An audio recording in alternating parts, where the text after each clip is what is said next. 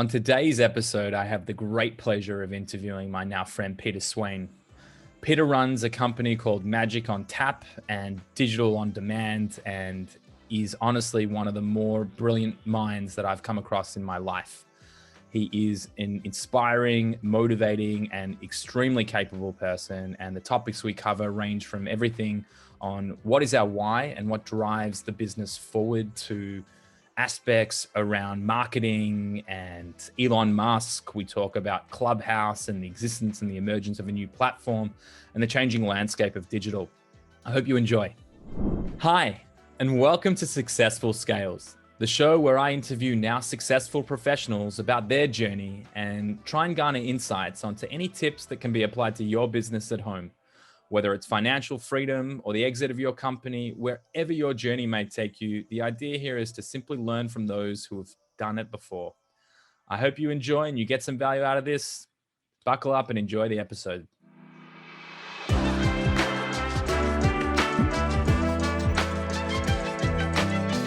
Peter, welcome to the Successful Scales podcast. Thank you so much for having me. I really, really appreciate it. Mate, I have been waiting a long time to lock you down, and you and I have gotten to know each other pretty well. And I feel like now I'm a fool. You're a man who really needs no introduction.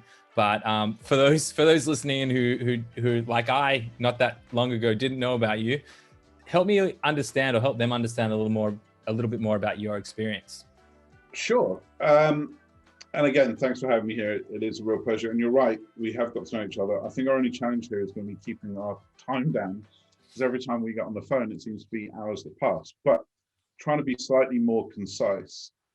I started coding when I was 6, if you can call it that, looking back at it. Saw my first application at 12. And then when I was about 17 or so, I went to a trade show because my dad was in computers. And I got this bright yellow flyer for this new shiny technology called the internet. Yeah, I mean, a few people have heard of it. And I was absolutely hooked. Like from the concept of the way that Tim Berners-Lee had described it at the time, now obviously Sir Tim Berners-Lee, of the ability for anybody in the world to communicate with anybody else instantly, and for data and information to become democratized. Now, at the age of 17, I probably didn't get all the verbiage, but I got the idea. In order to keep this concise, let's just skip ahead. So if we go to 2018, but it's also juicy though, Peter. You're depriving them. No, I get it. But there's like 1,250 digital projects that are being retained by some royal courts. The Royal Court of Dubai, worked with the Prime Minister of Egypt, Gordon Ramsay, Jamie Oliver, became one of the first, no, not one of the first, the first app agency worldwide for Apple to outsource app work to. I had the 32nd listing in Yahoo, kind of you name it, in the world of digital, been there and done it. Where it gets interesting for me is in 2018, I walked away from an investment opportunity that was fairly substantial. It would have been an 8-figure investment in the company, and I'd have personally got 7-figure plus out of it. Because I realized I really wasn't doing what I believed in terms of who I was doing it for, and what they were trying to do with the world. They weren't bad people, but they measured their impact in Excel spreadsheets, not in people, and not in morality, and not in the state of the planet. And that really didn't sit well with me, because by the time I got to 2018, I have a daughter and a son now, and the idea of telling them in the future how I earned my money and it not being congruent with how I told them to live their life didn't really sit too well with me. So I spent the last 2 years in the world of Tony Robbins' partnership, with mentors such as Tony Robbins and Sean Callaghy. I won the last 2 business mastery competitions that Tony Robbins did in 2020. So I set up my new agency, Magic on Tap, in September of 2020. And that's where you find me now. Love it. Just kind of unpacking a few of the things that you said there. And I know we haven't got to the meat of the show yet, but I think that, even just having you here, hearing you kind of tell your story and articulate it in that way, it's so purposeful and it's so intention driven. And I think I've actually heard you say to me before that you didn't want to build the future of a world that your kids wouldn't be happy to grow up in. I'm probably messing that up a little, but I just, I feel like you and I resonate on a much deeper level than sort of the very surface level things. And I had a very similar experience too, where I walked away from, a business that exited and had, 7-figure payout, and it just didn't sit well with me. And um, it's never the driving force. It's the outcome of who you can actually impact and help that is always going to have that huge impact. And and I think that that's what really drives success in the modern age when we talk about intention and purpose-driven businesses. So, kudos to you for realizing that as well. Like, I think for my journey, like, I didn't quite understand then when I walked away as much as I do now, and it sounds like you've kind of been there too as well. Yeah, I think I'm lucky is the wrong word. Blessed might be the right word. Blessed to be in an industry that is utterly recession proof. My job for the last 25 years has been, to some degree, trying to guess what the future holds and how it works and how it can be applied. So guessing what the future holds, if you're right more than you're wrong, you're always going to have a job. So walking away from the money didn't scare me financially. Alison Armstrong talks about the tunnel. In the stages of development of a man, you get this two concept where you have the late prince, which is, I've built my empire, everything's great. But then to become a king, the next step in the development, you have to go through a tunnel where you question everything you've done. Normally in light of having a family and having a wife and for having children, you go, okay, I built this great thing, but is this great thing I built actually a great thing, or was it just a thing? And that's kind of where I got to. I looked at it and went, yeah, I've got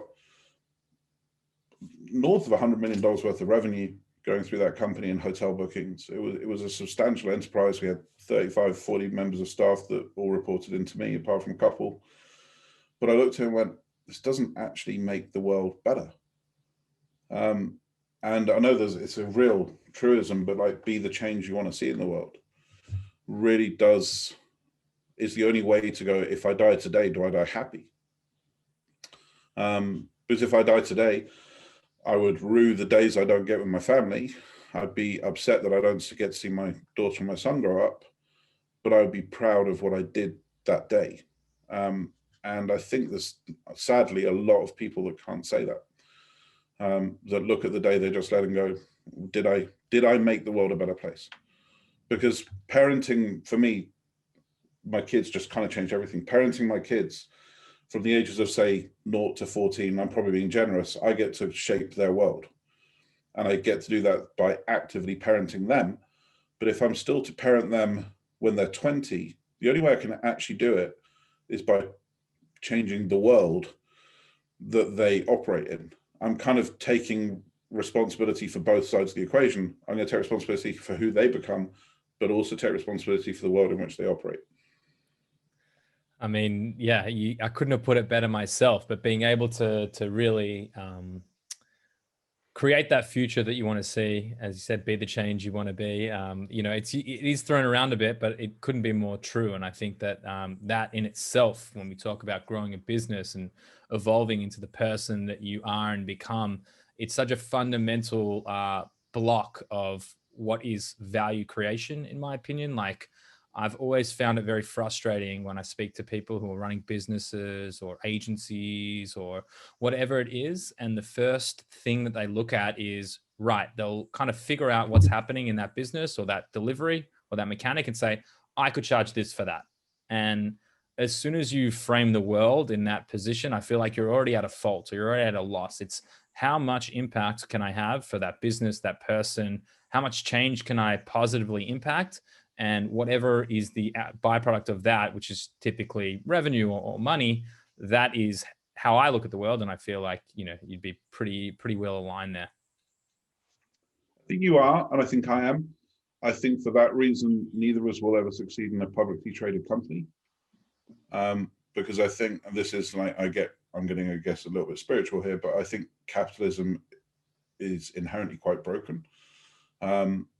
I think there's lots of convenient truths that we love to forget in the world of capitalism as the kind of common model, which is kind of one, every winner has a loser.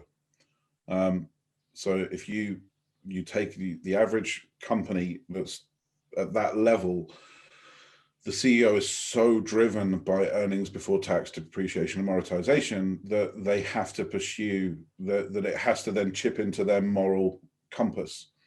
And if it doesn't, they will get removed by a board or by shareholders and replaced with somebody else that's willing to do those things. I know that's like a mass simplification and a mass generalization, but as a general rule, that becomes true, which means that what you said isn't true for them. They do look at it and go, okay, I can chip 12% up here and I can move that cost by 6% there, therefore creating this, therefore driving EBITDA in this way, therefore I get my bonus and I get to keep my job. And I think that COVID showed us that that doesn't really work anymore, hopefully. Yeah, I mean, we can only hope that that has a, there is something positive to take out of what that looks like, because it's a pretty bleak outlook right now for, I feel like old world, like it's a big bleak look, like it's pushed, I think we've spoken about this, the last 6 months have effectively pushed the space of e-commerce and digital 5 years into the future in such a quick push. And so what we're seeing now is so much money rolling into the e-commerce and Amazon and SaaS solution spaces, because, what it's almost being viewed as like the new gold rush or the new kind of commodity trading of like, I'm just going to acquire businesses, make them better and continue to expand out. And so it puts us in a really interesting age, kind of where we sit at the forefront of digital and what this kind of almost changing of the guard is going to look like. But yeah, to your point, when you put it that way, I think I would really struggle to run a publicly listed company, because that's also the notion too. And I don't know if we've ever had that conversation, but being a funded company versus not, and the challenges that you face being funded. I was sitting on ClubHouse this morning, and it was Elon Musk broke ClubHouse. I don't know if you were listening into his room or one of the overflow rooms. Okay, so you were having a listen to that. And there was something that he said to me that really resonated. And so he was talking about the fact that they acquired this business in Germany, and they have something that's like really out of the scope of what they're looking to deliver. It was like DNA splicing or something like this that was just not part of the Boring Company or Tesla or SpaceX. But he said that if that aspect of the business remains at less than 10% of resource investment, then he was happy for them to continue on. And so I've created a really long-winded point here, but I think that because there is no investors driving what we're up to, and I know that what you're up to too, the ability to evolve and to take the opportunities that lie before you. Like I would never have built a second company in a Scala if we were tied to what the Multiply Me business model looked like. There's no way they would have let us deviate. And as a result, we've built something, altogether more valuable. So yeah, to your point. You actually made another point in there, maybe without realizing it. And I have a great deal of respect for some of the stuff Elon Musk does. I scratch my head at some of the other stuff. I think that he's a very divisive figure. And I think divisive figures can often stop you seeing the learnings and the insights from it. What I found interesting about what you said is you said Tesla, SpaceX, and the Boring Company. You didn't mention Solar City, which is what he regards as the most important one of those three businesses. And he begged them, it was him and two brothers that set it up, I believe. He begged them not to go public. And he said, I will fund it from the money over here. I will make sure it gets all the funding it needs.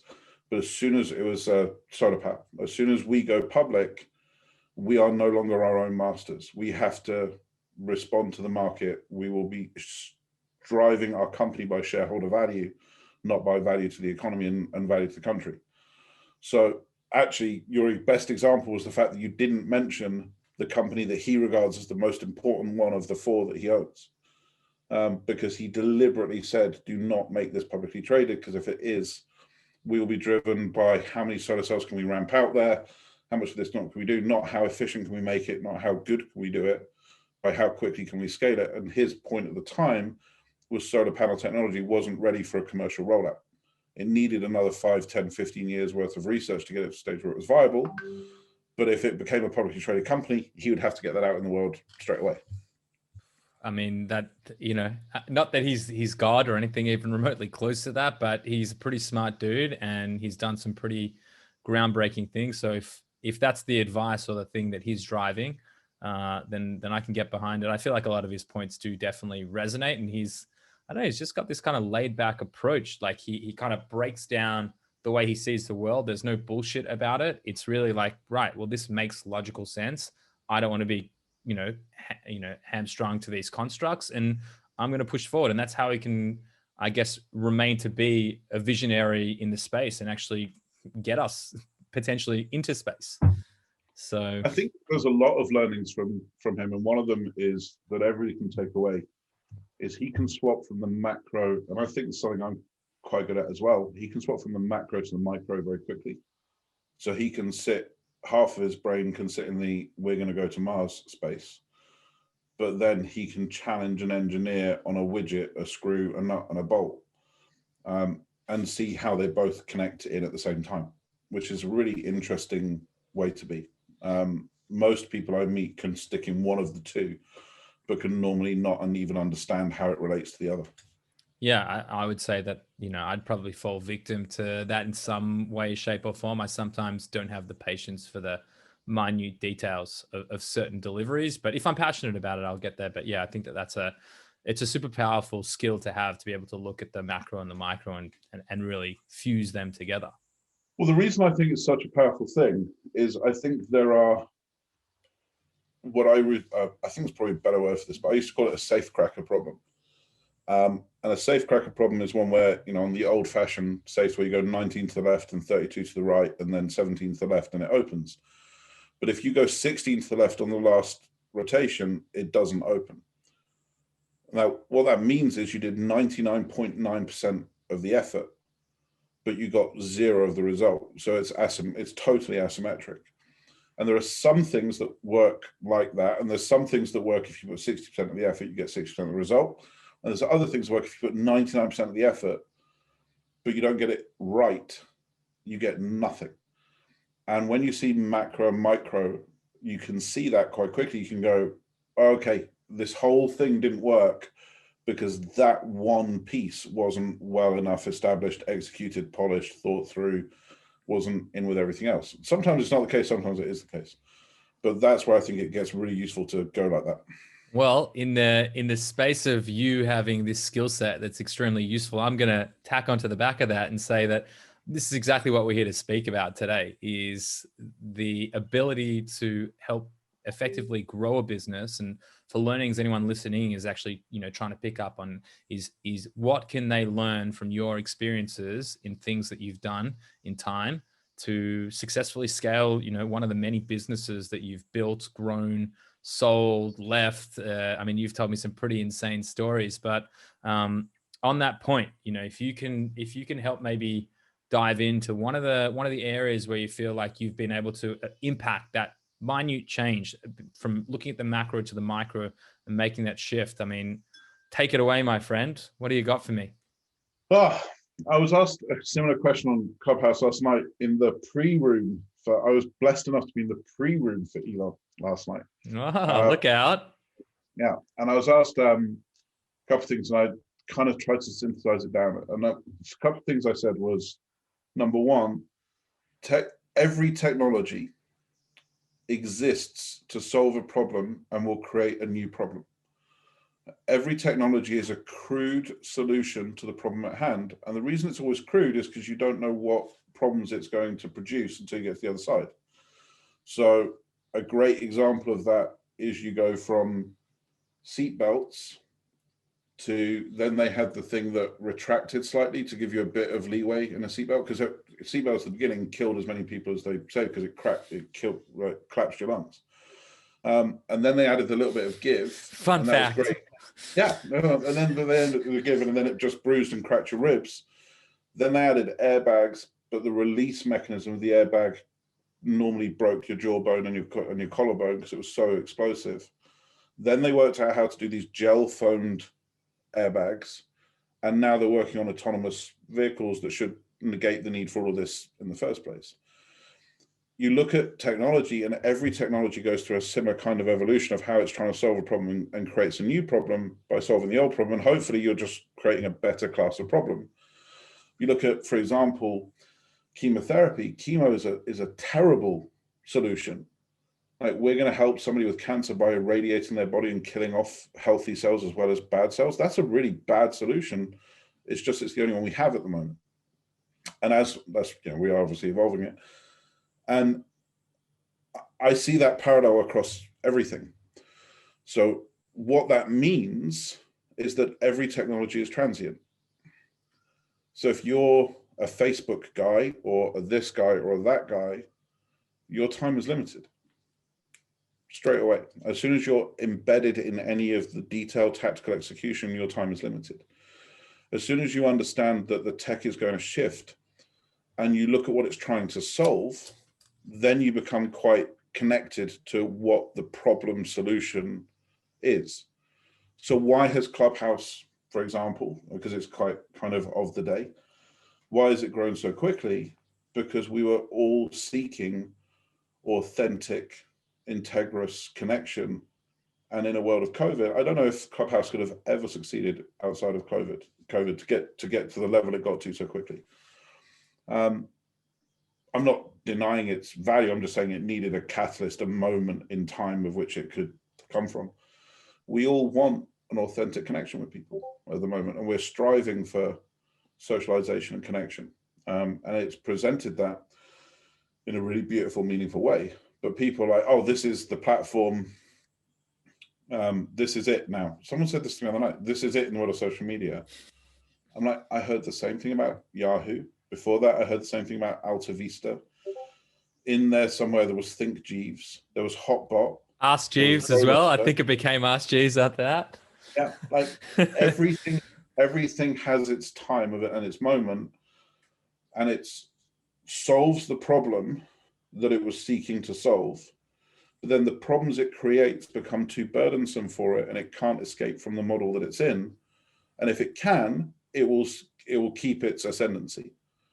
Which, like, for example, Google is just as data minery.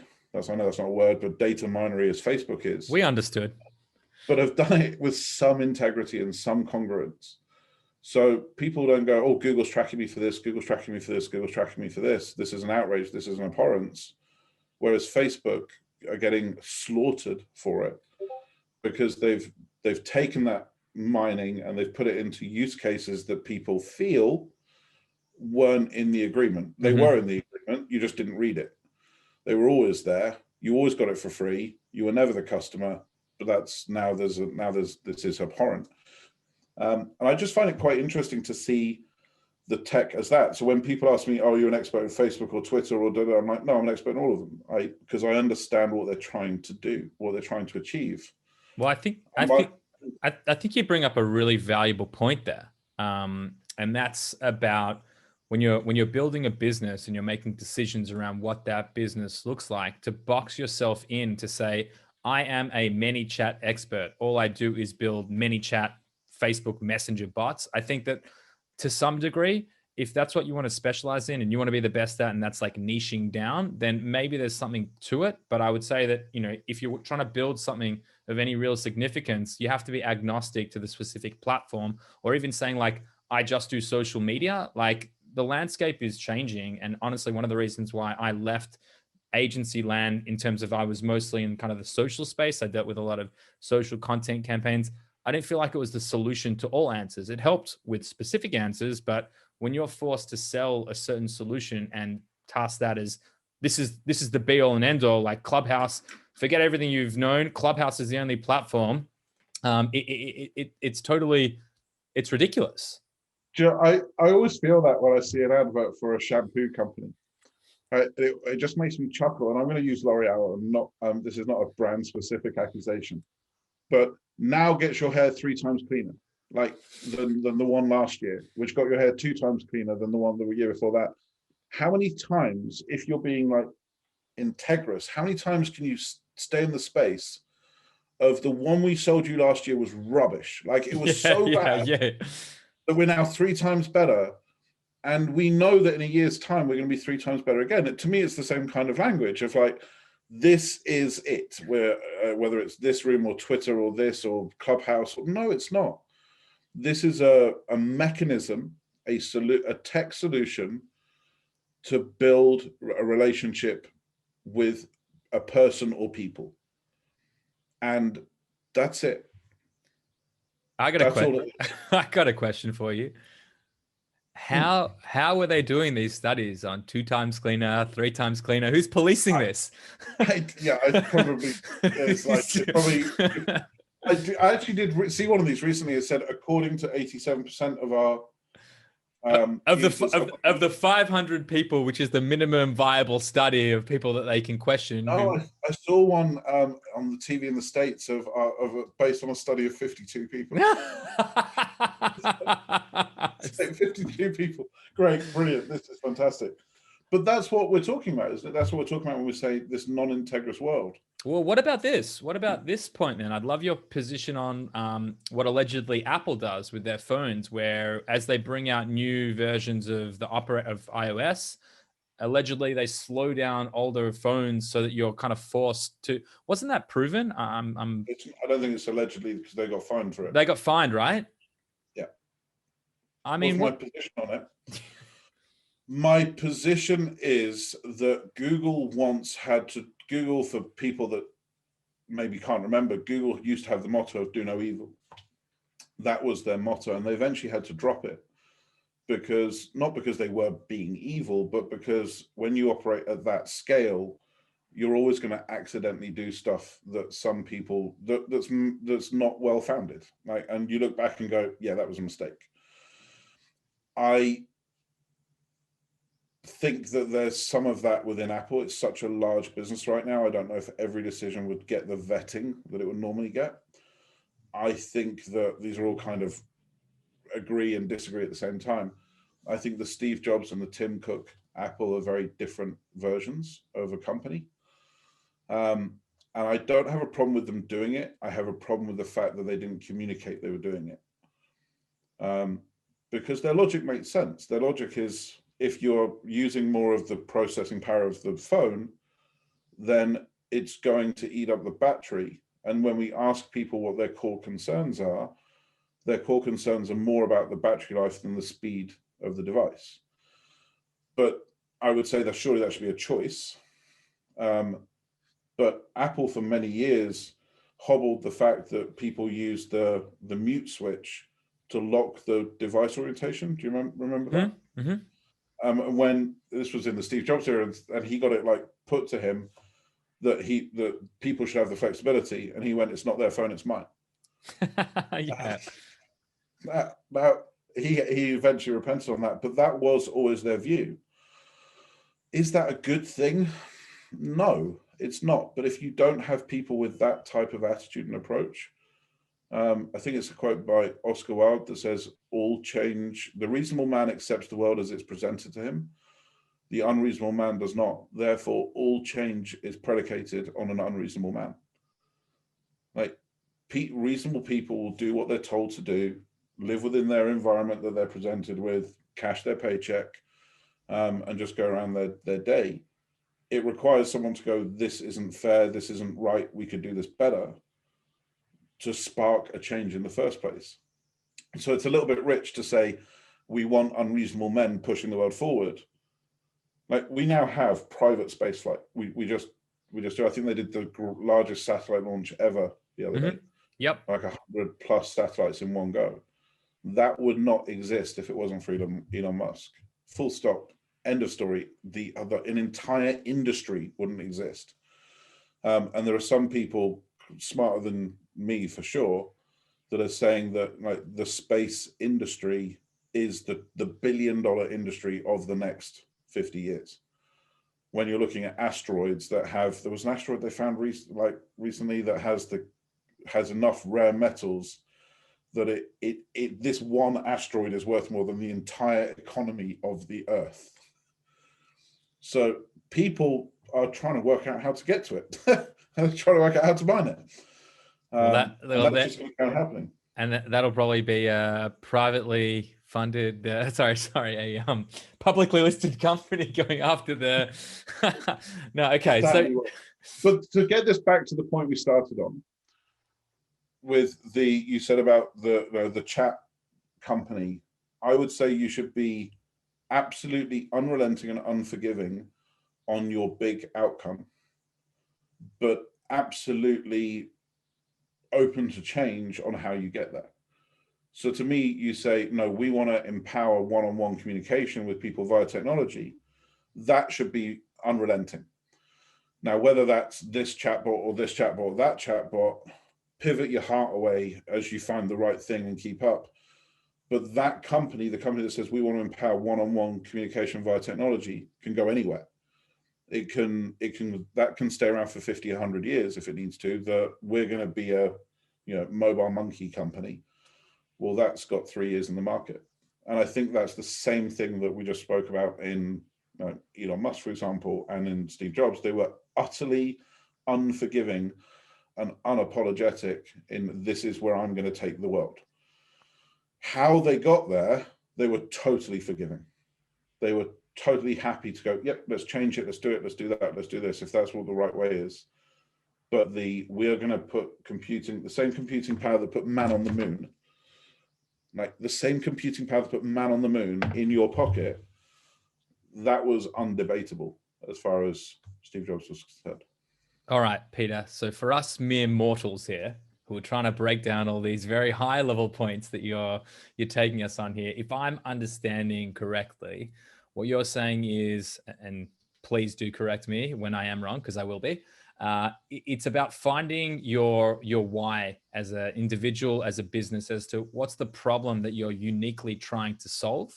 And then rather than pigeonholing yourself into being platform specific, or even it's about the solution you solve. So instead of being a chatbot, many chat specialist, I keep going back to that point for some reason, but instead of being that specifically, you want to foster greater interactions, greater communication in the places where people communicate today.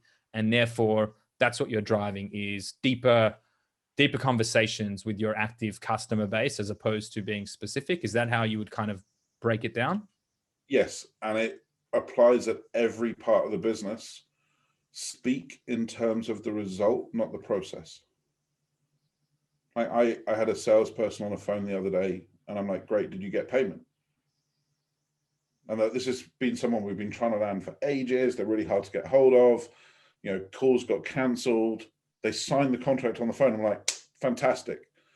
Did you get payment? Oh, no, that's not the process. We send an invoice. I'm like, no. Oh, no. Now we're going to have to go back through this process again. Now, the process is that we sign a contract, send an invoice.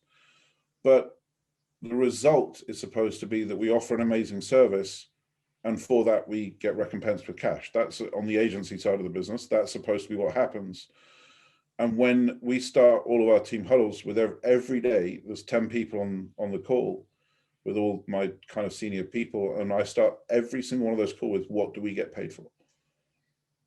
And they go, well, and then the new person comes in and the answer, everybody says results, results, results, results. How do we get further than that? Excellence, excellence, excellence, excellence. Great. Have we all just, and people get tired of it, but like, no, excellence and results. That's it.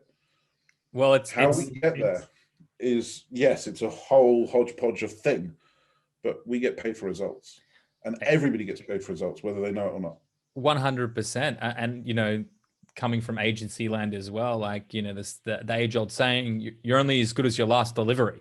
Like, clients aren't sitting there saying, great, I'm going to bask in the glow of that incredible campaign that you just launched 3 months ago. It's like, okay, well, we've been there, we've done that, we've hit this new height, onto the next thing. So yeah, it should be, like you said, results driven. How are you having impact? And that's why I sit in the space of just another mic drop moment from ClubHouse the other day. A good answer is worth $1 million. A good question is worth $1 billion. And 2 + 2 always equals 4. So if you carry on asking the phrase why enough times, you'll get there. And the example that you just said to me is the best example is Intel and Apple. Apple just ditched Intel. Yeah, huge. like the world's large, the world's biggest corporate divorce probably in the last decade, and it could be the end of Intel, because if Apple managed to prove that they can do it, then all the specialty chip providers will all come out and will all start playing in the same space. And why did it happen? Because Intel took their relationship capital and burnt it by not delivering product. Like, relationship capital is fantastic and it's brilliant and it's amazing and I love it, and everybody should be, trying to service their customers to the best degree they can. But if you don't deliver, relationship capital will only get you so far. But on the flip side, if you consistently deliver, even if you don't have relationship capital, you'll probably stay in the game for quite a while. You actually just reminded me of a fantastic book. I don't know if I've told you about it, but it's called Human Sigma. No. Have we spoken about this? So Human Sigma is looking at the Lean Six Sigma, industry improvements on the kind of operational floor, as you're aware, with the human component. And so it kind of overlays the human touch to it, and they've built their own system.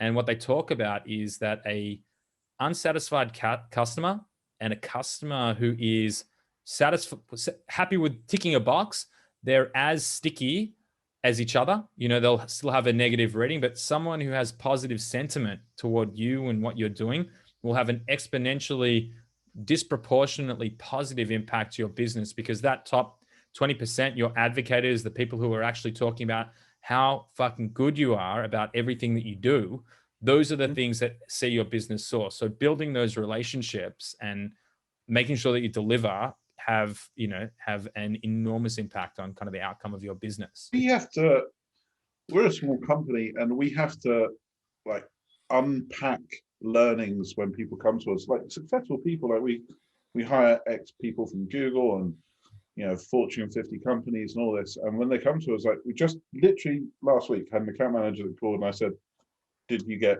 what we need to get done? They're like, no, the call did not go well. Got to be honest. The person I was speaking to had something coming up. They were quite stressed and it really didn't go in the right direction. I'm like, okay, that's cool. What have you done about it?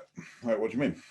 Like, well, I think you should probably get in touch. I'm like, okay, I'll do that. But what have you done about it? I'm like, I don't understand. I'm like, well, have you left a message apologizing?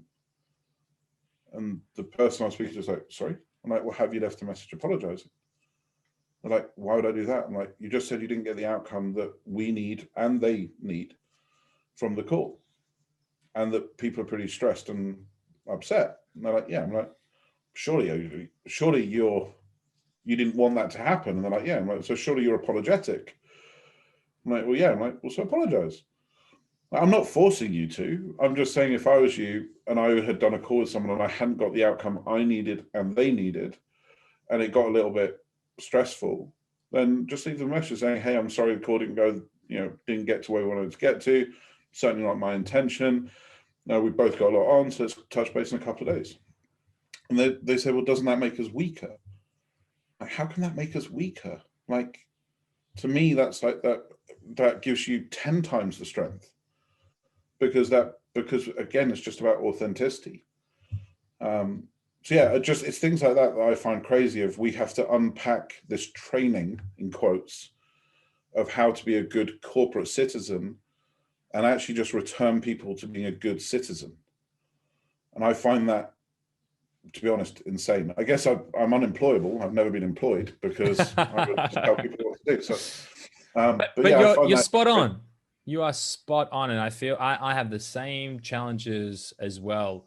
When people come into our operation, a lot of the times they're shocked at a lot of things around how authentic it is and how it's actually about how can we, like, I just hired for the first time someone to sit in our sales team. I haven't had anyone in the sales seat, and her title is the director of client engagements, because I hate the term sales. And the reason why I chased her for over a year. I really, really wanted her to come on the team. And the reason why I wanted her so badly was because she didn't sell me a single thing when I got onto her sales funnel. We just had a genuine conversation about what I was looking for and vice versa. And at no one point did she try and sell me. And that, to me, that is sales. It's about How do I actually listen to the person on the other end of the Zoom these days, hear what their problems are, and try and solve them? And if I can't solve them, then okay, then I'm not the right solution. Maybe I know someone that can help them, and that's great. But you're never going to lose out if you can be authentic about it. And even if you can't deliver, just be honest. Here's an interesting one for you. When we bring on a new salesperson, we tell them that any commission package they have will start decreasing after their 20th call. Because I just want the shock factor of them going, what? Like, yeah, my ideal world, you do 10 calls a day and you do 10 sales a day. That's my ideal world. Because I want you serving to such a level, and I want our product to be so amazing. Let's call it 9 out of 10. Let's say that 1 out of 10 we got it wrong. But I want what we offer to be so aligned, for you to be so in love with them and in love with what we do, and know that this match works, and so connected that it's just well, why wouldn't they? I don't want you doing 1,600 calls a month in order to mathematically chop that back to a 5% conversion rate, which equates to this many people across this period of time, because that means that it's disingenuous. It means that our product isn't the right fit. It means that you don't care for them. So we actually build it into the compensation model and said, when you start doing more than this amount of calls, we're actually just going to start sliding down previously earned commission as well. Like, if you're doing more than 20 calls a day, if you're on 10%, I'm going to make your 10% 9%. And if you do start doing more than 30, I'm going to make it 8%. I'm actually going to make it really sting for you if you try and do this in a volume manner. You just laid down so many points there, like, to unpack them, like the fact that they should be doing their research and having purpose-driven intent on who they're speaking to and things like that. But I got to tell you, Peter, we're about to run out of time here. Usual. So before I abruptly run this down here, I'd love any words of advice that you might have for someone at any stage in their business career, whether it's just starting out or someone who's running a Fortune 500 company, anything that has really served you in your career to date. Yeah, the two biggest game changers would be to remember Darwin didn't say that the strong survive. He said the most adaptable survive. It's a misnomer. Darwin never said strongest of the species. None of his language was around that. It was most adaptable of the species will survive. And that applies to every business as well. If you have the ability to adapt, whether it's in terms of staff or rental agreements or IT equipment or services, if you're adaptable, you can pivot when you need to. That'd be number one. Number two would be pay your people to report problems. My team can earn up to about 20% on top of any salaries by actively reporting stuff that went wrong. We actually call it the shit that went wrong today list. And it can be the smallest of things. We didn't get the response. If we asked for 5 things from an email and we only got 4, that's enough for me to go put it on the list. Love it. Love it. And much cheaper than hiring KPMG to do it for you. Absolutely. And I hate to rush this, but I've actually got to jump on a live session now. So just before I let you go, I would love just for you to share, if anyone wants to get in touch for any of the incredible services that you deliver or wants to get in touch with you, how's the best way to do that? Yeah, just go to the website, I guess, magicontap.com, and there's links there to everything we do. And you'll probably find me on ClubHouse for the moment anyway. Yeah. Peter, it's been an absolute pleasure. Seriously, thank you so much for taking the time out. I know how busy you are, and mate, I can't wait to do this again. I look forward to round 2. Thank you so much.